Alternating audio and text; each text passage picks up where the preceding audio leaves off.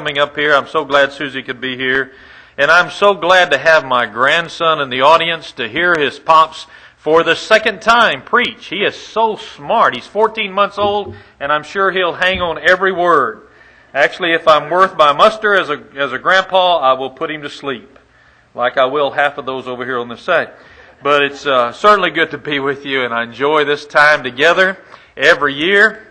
This is almost the only lectureship I speak on anymore. And either the only one that'll have me, or maybe it's the only one that I really want to be on. And that last one is the case. I really like to be here and love the people. This is my 25th year, so I've watched many of you grow up. One thing about us speakers, though, we don't get any older looking, do we? It's these young people look older, as they grow up and get their own kids.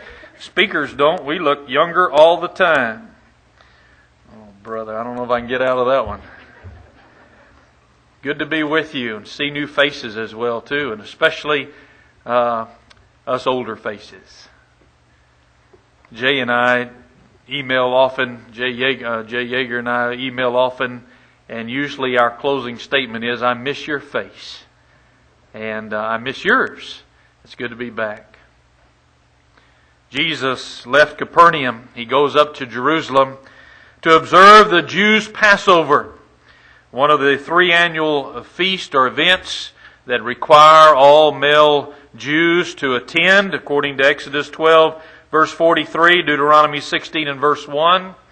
The institution of the Passover is detailed for us in Exodus chapter 14 very clearly. Feast is also called the Feast of Unleavened Bread, Deuteronomy 16 and verse 16, Exodus 23 and verse 15. And of course we remember the Passover is observed in commemoration of the Lord's deliverance of His people out of the land of slavery, out of Egypt. Jerusalem, the temple, the Passover, all three mentioned in our text today in John chapter 2, and all of them are focal points as far as the Jews are concerned. For example, Jerusalem was the focal point of the Jews' national religion. The temple is the focal point of the Jews' national worship. And of course, the Passover is the focal point of the Jews' national consciousness of their deliverance by God out of Egypt. The Passover required a 1-year-old male lamb without blemish to be killed in the afternoon. And then that evening, a detailed family celebration would take place. And of course, this being the Feast of Weeks as well, many oxen and sheep would be offered throughout the entire week, according to Ezekiel chapter 45 and verse 21. Again, the Passover was one of the 3 occasions when every male Jew, 12 years old and up, was to appear before the Lord thy God, Deuteronomy 16 and verse 16. And of course, with people coming from all over the world to celebrate the Passover and the feast that followed, it was a time of celebration, a time of great fellowship for all the Jews. We can't imagine what it must be like, what a joy it is at this lectureship when we have people who come from all over the state, sometimes even people from, other countries. What a joy that is as we get together. Can you imagine what it must have been like in Jerusalem for the Passover, for these annual feasts that took place, when people from all over the world gathered together to worship God? Luke tells us in Acts chapter 2 of those who had come for the Passover and were there for Pentecost following that, as he talks about the Parthians, the Medes, the Elamites, the dwellers of Mesopotamia, in Judea and Cappadocia and Pontus and Asia and Phrygia and Pamphylia, in Egypt and in the parts of Libya about Cyrene, strangers of Rome, Jews and proselytes, Cretes and Arabians, all of these people had gathered in Jerusalem for the Passover. Jesus had been to the Passover in Jerusalem many times. Jesus being somewhere around 30 years of age when this takes place as he begins his personal ministry. And since this is a requirement from 12 years old and up, Jesus had been here many times. But things were going to be different on this occasion. This is the time when Jesus steps center stage as he begins his work that leads to man's salvation. This is the beginning of His public ministry.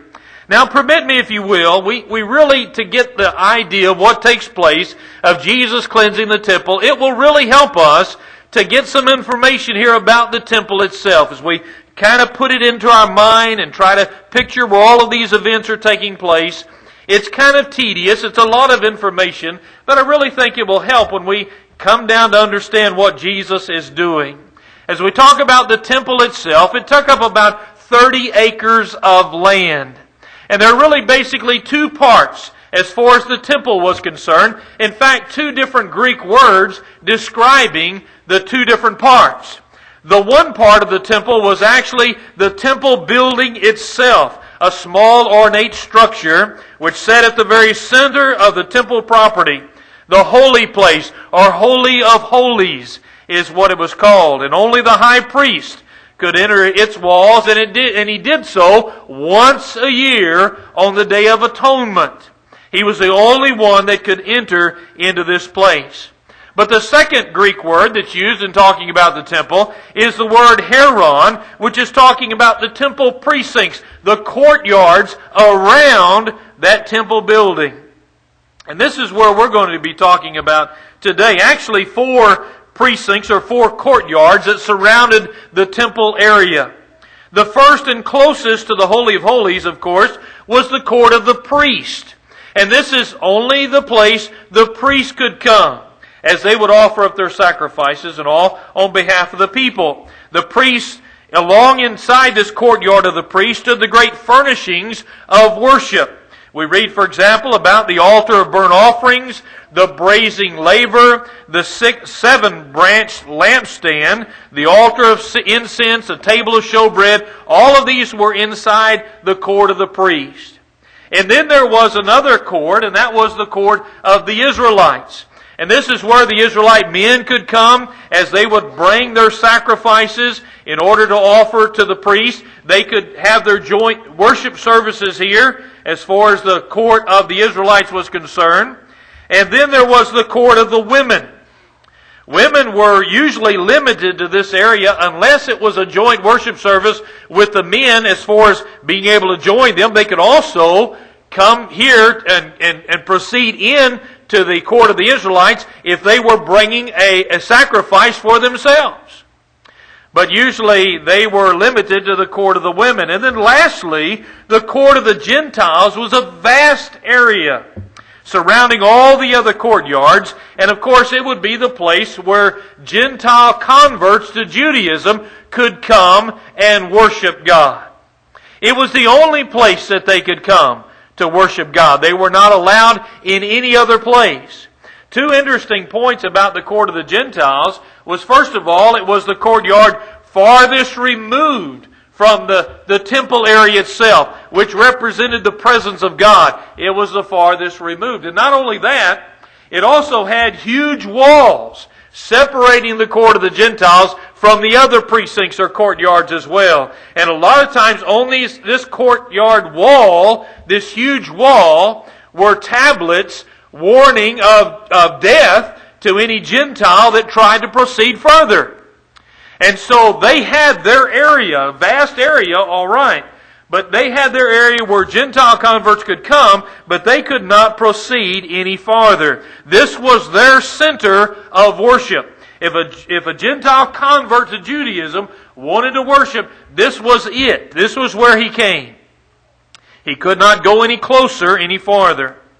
Now with that in mind, I think it's important for us to see what was going on in the temple area during this time. The other evangelists do not mention, Matthew, Mark, and Luke, do not mention this cleansing of the temple, the first one. Of course, we recognize a similar one at the close of His ministry that Matthew talks about in Matthew 21, Mark 11, Luke chapter 19. They talk about a cleansing, but it's not this cleansing. It's a second cleansing. And how appropriate, as Jesus begins His public ministry, He shows and makes the claim here, what we're going to talk about in a moment, but He cleanses the temple at the beginning, and then near the close of His almost the final act, a public act that he does before He is put to death, is another cleansing of the temple.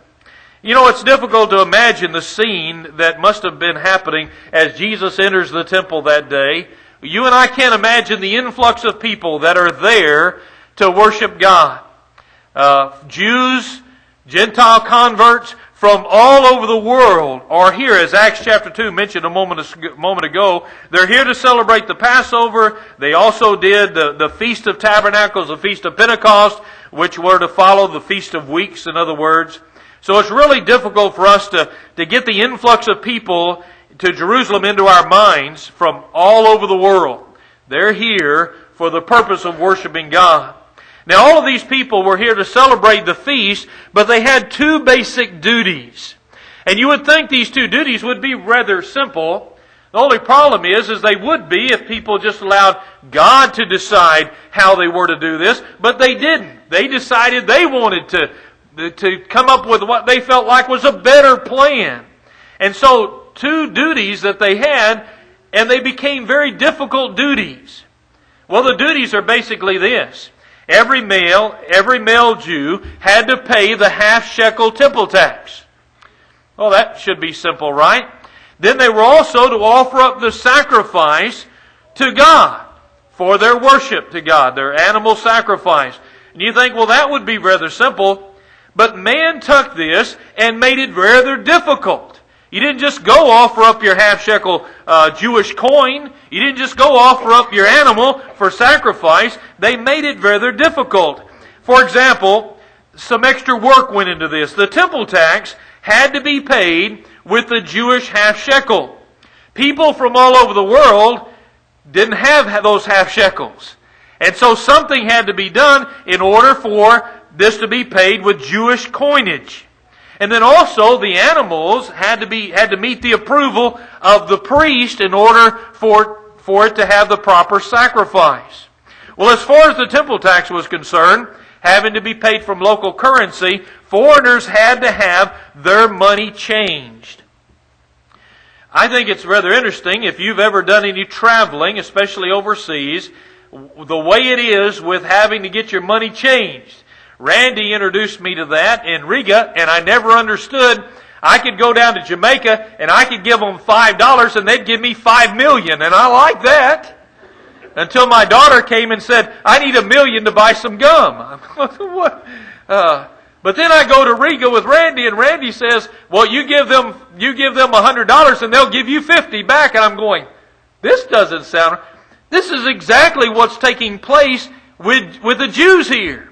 They've got to have their money taken care of because they don't have the right kind of money. If they had to buy their animals for sacrifice, again, their money had to meet the local currency because the Jews there were not going to accept any other kind of money. And again, the money changers would come into play.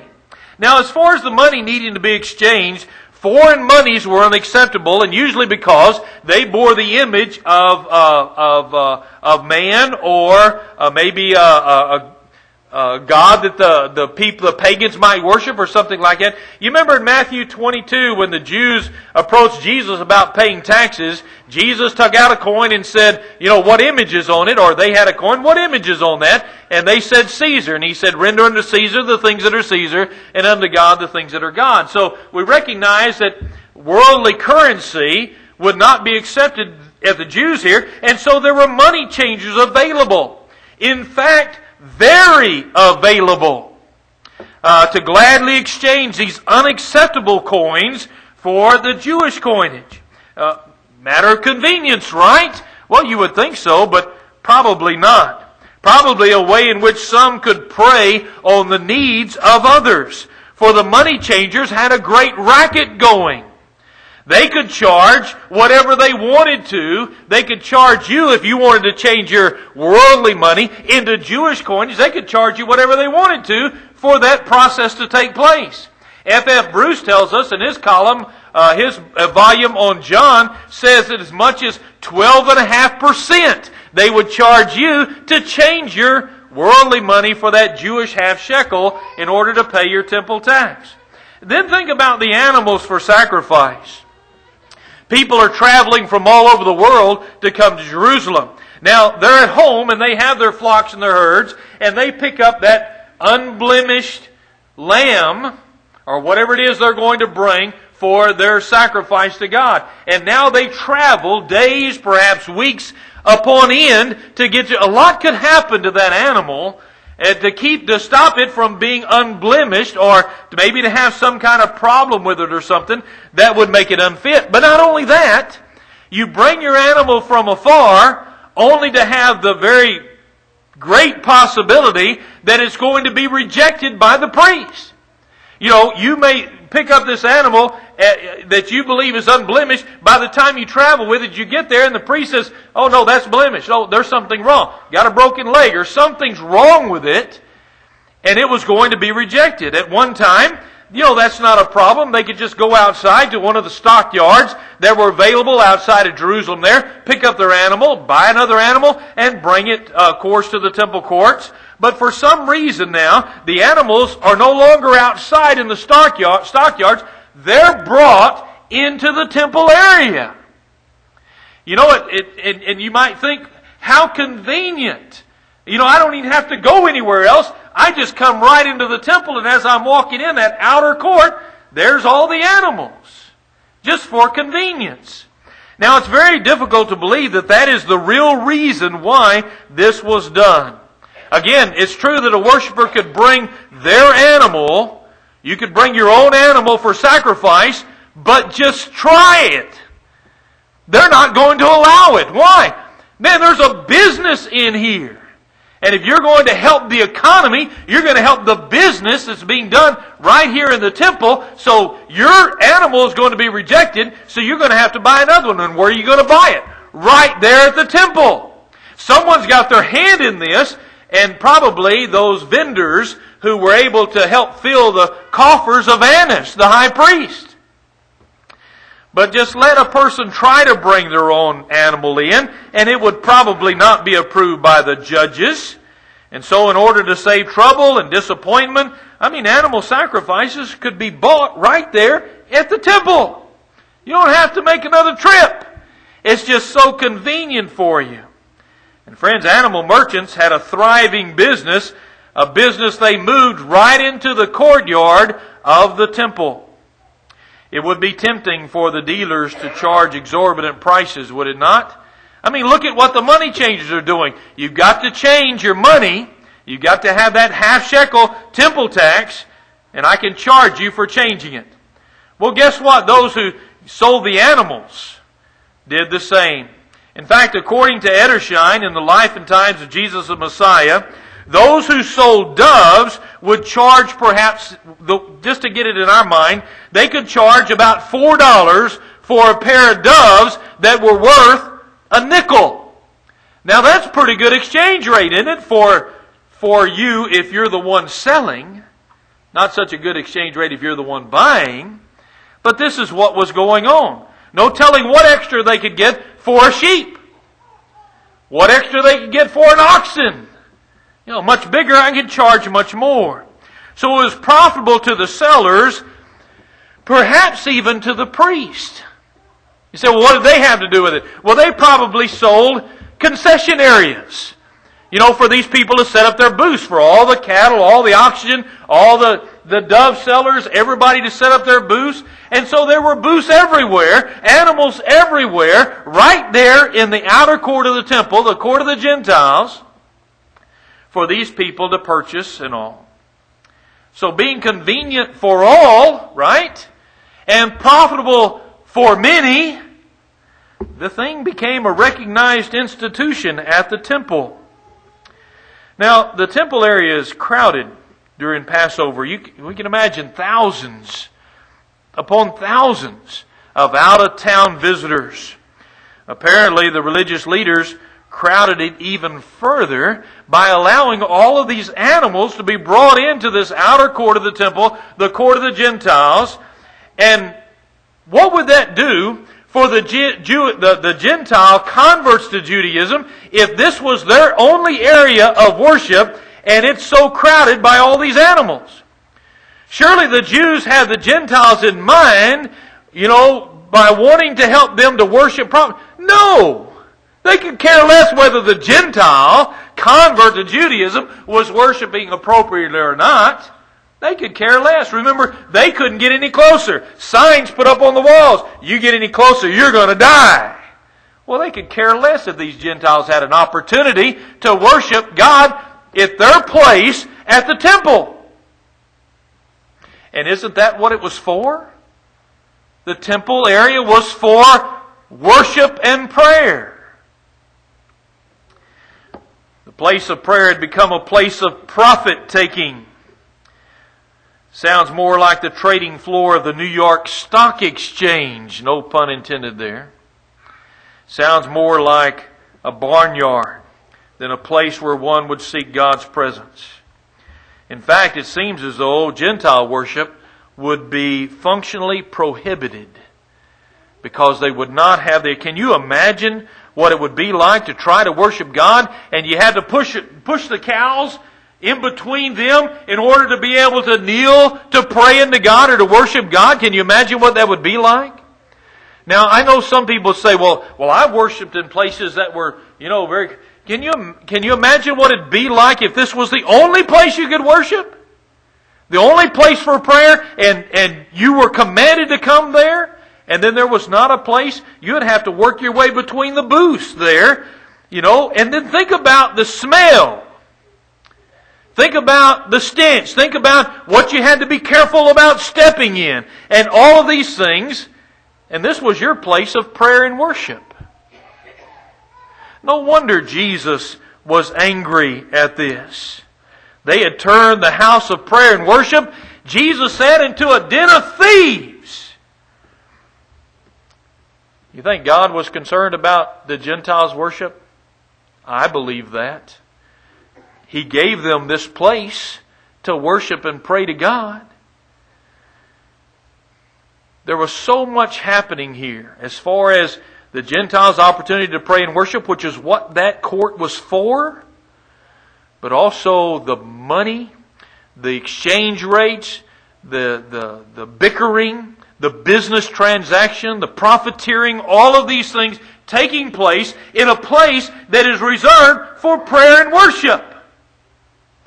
And Jesus was angry, and He told them, "You've made this place, the house of prayer and worship, into a den of thieves." Look in John 2, verses 15 through 16. We get to the actual cleansing of the temple. It says, "And when He had made a scourge of small cords," this is Jesus, "He drove them all out of the temple, and the sheep and the oxen, and poured out the changers' money, and overthrew the tables, and said unto them that sold doves, Take these things hence. Make not my Father's house a house of merchandise." What Jesus sees going on in the temple troubles Him a great deal. Again, the place of prayer, the place of worship, has turned into a profit-taking place. He enters the court, the outer court of the temple here. He fashions a whip from materials that are probably present, maybe the ropes and all in which they brought all the animals in, or by which they're tied up with. And he drives them all out of the temple area. Some people may want to bicker about who He drives out. I think by the reading itself, it makes it very clear He drives those people out too. I know I've talked to people about this and, I can't believe Jesus did that. Well, look at the reading there. He talks about driving them all out, and then notice He says, He drove them all out of the temple, and the sheep, and the oxen. Who's left? The doves? Well, what about the people? The people who were causing this commotion. The people who had made this the den of thieves. I believe the Bible's very clear. Jesus drove them all out.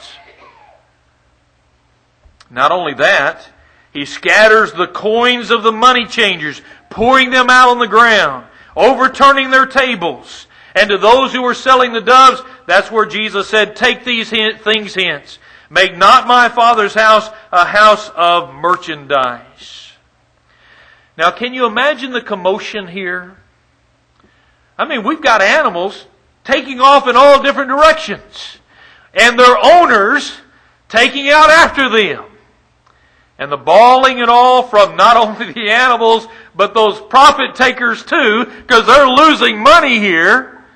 And then also the fact that Jesus turns over the tables of the money changers. Now get it clear, at least as far as my mind is concerned, I do not believe that Jesus fashioned the whip as a form of punishment. I believe He fashioned the whip as a form of cleansing.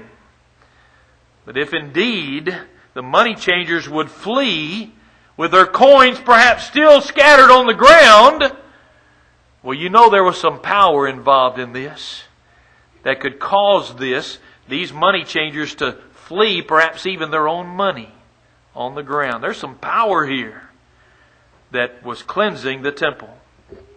God's temple was being misused by people. It turned it into a marketplace. You know, they'd forgotten, or at least they didn't care. God's house is a place of worship. It's not a business nor a place for making a profit. That's exactly what I just said. God's house is not a place for making profit. And you know, what do we see many times today in the Lord's church? I'm not talking about the building. I'm talking about among the people of God, who use their very worship and their very relationship with other Christians to make a profit. And that's all it is to them. It's no different.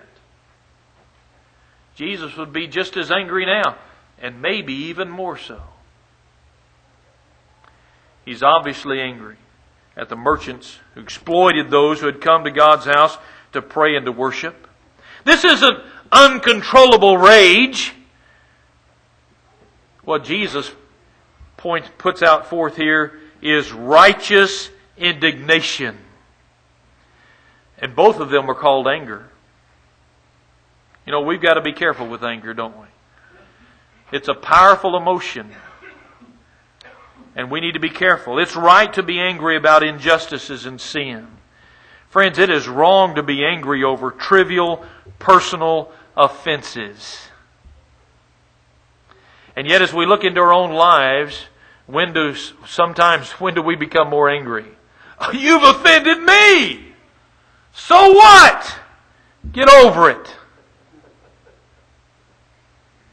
We're reading in these verses Jesus' first public appearance before His nation as the Messiah. Do you realize this? That's how important this is. This is His first. You said, wait a minute, He just came from Cana in the wedding, yes, but that wasn't His first personal appearance as far as the Messiah is concerned. He comes to God's house for the very first time, and He cleans house. You see, my friends, He's not only involved in a cleansing here, Jesus is involved in a claim. Jesus is making a claim in this first public recognition as the Messiah.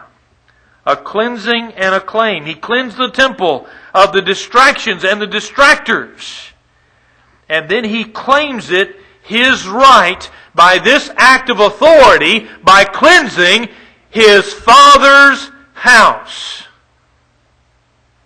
What's Jesus saying? What's the claim? He's making the claim, I'm the Son of God. This is my Father's house. I have the right to cleanse it. I have the right to claim it. And He does. He cleanses. He claims. He has, by this act of authority, indicated that He is the King of the Jews. He is the Lord of the temple. Remember that temple, the focal point of the Jews' national worship? He said, that's my Father's. And it's His too. And He makes this claim by this act of cleansing it. Notice the passion of this. You can't study the cleansing of the temple and not see the passion of Jesus behind this. Verse 17, and His disciples remembered, as He sees this taking place, they remembered that it was written, the zeal of thine house hath eaten me up. The effect of Jesus' courageous zeal in cleansing this temple brought to mind to the disciples Psalm 69 and verse 9. For the zeal of thine house hath eaten me up, and the reproaches of them that reproach thee are fallen upon me. The action of Jesus here reveals this inward passion He had for God and the things of God, His Father, and this consuming zeal for the house of God. And the ancient Scriptures found their fulfillment in what Jesus did.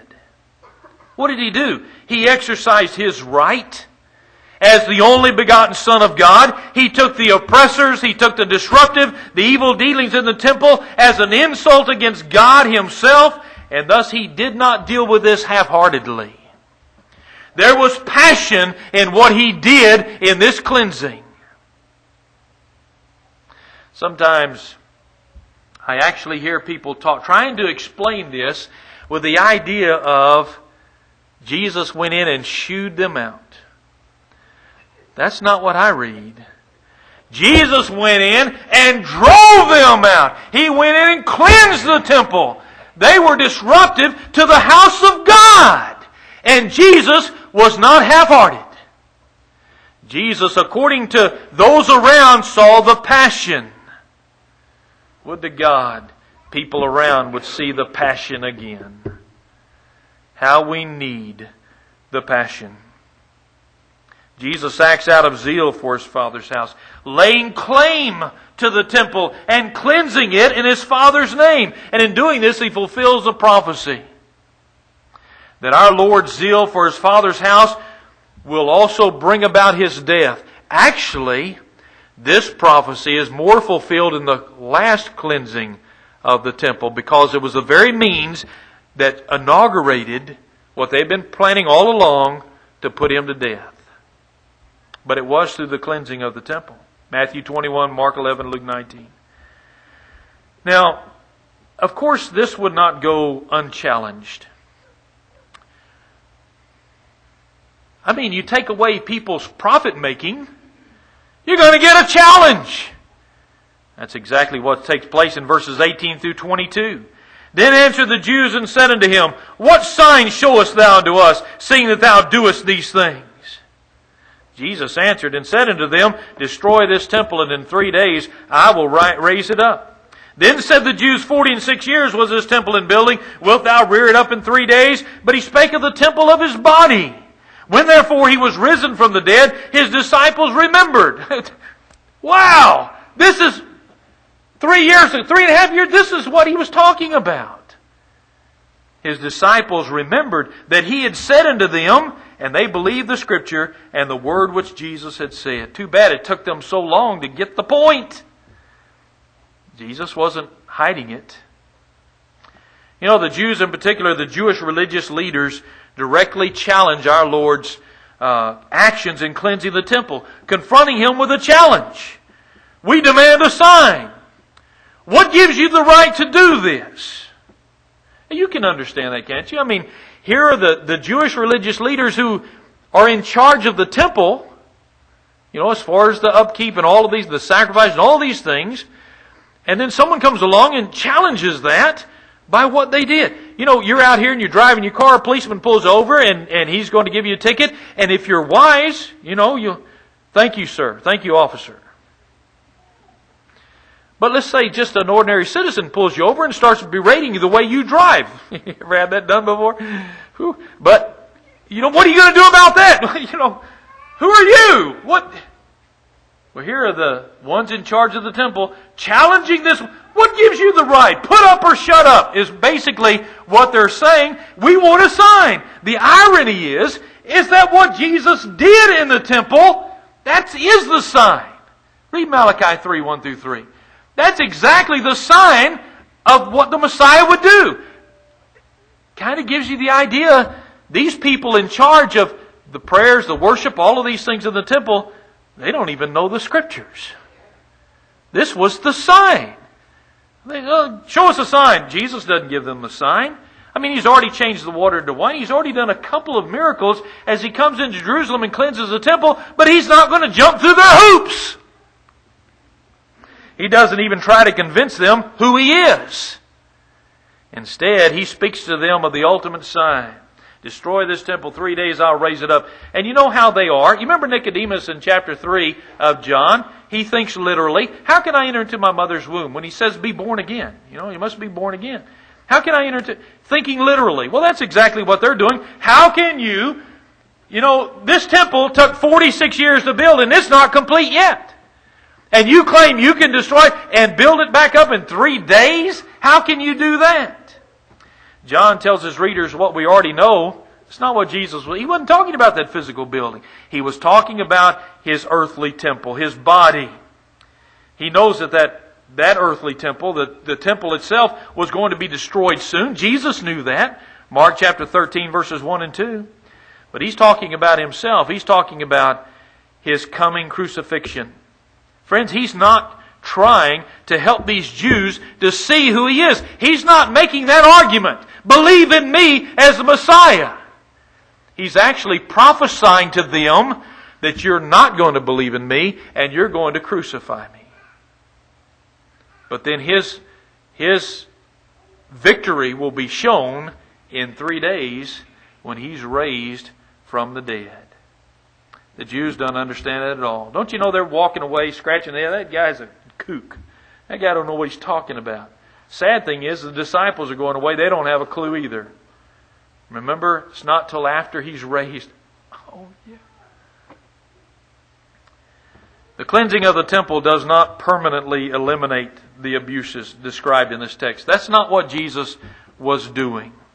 We know that the conditions in the temple go right back again because at the close of His ministry, He cleanses it again.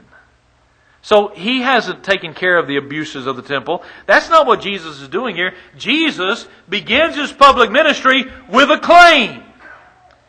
This is my Father's house, and I am His Son. Which makes it His house too. The second cleansing described by Matthew, Mark, Luke, and John, it didn't take care of the abuses from the first cleansing. I expect immediately after Jesus leaves Jerusalem, those guys move right back in again and start business all over again. That's what they're doing, but don't you know this time they're kind of looking over their... Is that guy in town this time? They're probably watching over their shoulders. I believe the Lord's purpose in this first cleansing is not to take care of the abuses here. It's to make a statement. And He does that. He makes a statement about Himself. He makes a statement about the temple. He makes a statement about the Jewish religious system. The temple, the house of God, is being abused. And Jesus rightly responds to that. Even the hard-hearted Jews here, the Jewish religious leaders, they realize there's more going on here than just, forcing these things out of the temple. Something's going on here. They recognize that. No one who actually witnessed this first cleansing really understood what was going on completely. They didn't. Again, the disciples wouldn't understand it till after the Lord died and was raised again. But Jesus comes into God's house with authority. Like a prophet, more than that. Like the Son of God, who owns this temple. Can you imagine what it must have been like for Jesus to see these abuses year by year by year? Maybe when Jesus was 12 years old, the first time He was forced, or it was His duty, let me put it that way, to come to the temple. These things, it might have been okay. But over the years, several years passing by, can you just imagine what it must have been like for Him to see these things? And Jesus comes in and makes the statement not as a prophet, He comes in as God. And Jesus claims the right to possess the temple because it is His temple. It's my Father's house. It is the Son's house. And that is the claim that Jesus is making by cleansing the temple. Probably something we skip over often. Just, read about the cleansing at the beginning. Well, there's another one later on. We'll read about it later. How do we apply this? What do we need to get out of this? What is it for us today? I preached this sermon before I came here at Hanley, and I didn't have this application. And I had a lot more information. There's more in the manuscript as well. And one of the brethren, I preach it and say, well, what do you think? And I had one brother come to me and say, that isn't a Michael Wyatt sermon. So what do you mean? Well, there's no challenge. There's no challenge. A lot of information. And it helped me get my mind out of how this was taking place around the temple and where they were and all these animals. And I didn't understand all that. So it was good information. Well, where's the challenge? Are you ready? Are you sure? The real temple, my friends, the real place God wants to live, the real place of worship and prayer that God is concerned about today is not a temple somewhere. It's not even a building somewhere. Where God is concerned about for worship and prayer today is in the human heart. No. Your heart. Your heart. Now you think about this for it won't take long till it's really going to hit you. If Jesus showed such zeal, and you can't read that and not see the zeal, the passion of Jesus for this place of prayer and worship in that day, the temple. You can't read the zeal in taking to cleanse this soon-to-be outmoded religious system and not see the zeal Jesus has to present your heart cleansed and pure for prayer and worship to the Father. It's His! He owns you! He owns your heart, doesn't He? Did you give it to Him? Not only that, Paul tells us He purchased it with a price. He paid the price. And He makes the claim today of your heart. Are you worshiping in a stockyard? Well, think about it. You got some auctions of worldliness in your heart that keeps you from prayer and worship to God in spirit and in truth? Man, they couldn't worship in a stockyard. Neither can you. Is your heart so cluttered with things today that you can't possibly put the Lord and His church first in your life? Jesus wants to cleanse it. He says, your heart is mine. It belongs to me, to my Father. And if He would put such zeal in cleansing that earthly temple, think what He wants to do with your heart.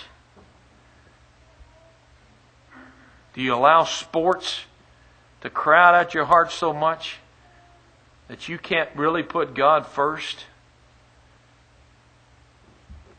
Do you allow the sports in your children's heart to keep you from putting God first? You got worldliness in your heart, and Jesus would be just as angry at that as He would be what took place in John chapter 2. Does your vacation time always seem to crowd out the gospel meeting, vacation Bible school, the lectureship, or something the church is doing to promote the preaching and teaching of God's Word? Is your heart cluttered with the things of the world that keeps you from praying properly? Have you moved the stockyard right into your heart? The Lord wants to overthrow the tables of merchandise in your heart. The Lord has the right to do that. He owns you. Paul said in 1 Corinthians 6 and verse 19 and 20, "What, know ye not that your body is the temple of the Holy Ghost which is in you, which you have of God, and you are not your own? For you were bought with a price. Therefore glorify God in your body and in your spirit, which are God's." The Lord is not going to allow you to place anything in your heart that pushes God out. James says, "Draw nigh to God, and He'll draw nigh to you. Cleanse your hands, you sinners. Purify your hearts, you double-minded," James 4 and verse 8. And how do we do that? By taking that stockyard out and filling our heart with Jesus Christ. "If ye then be risen with Christ, seek those things which are above, where Christ sitteth at the right hand of God." Set your affections on things above and not on this earth. We fill our hearts with Jesus Christ. And today, if you profess to be a Christian and your heart is not filled with Jesus Christ, then may the Lord come with cleansing and cleanse our hearts. Thank you.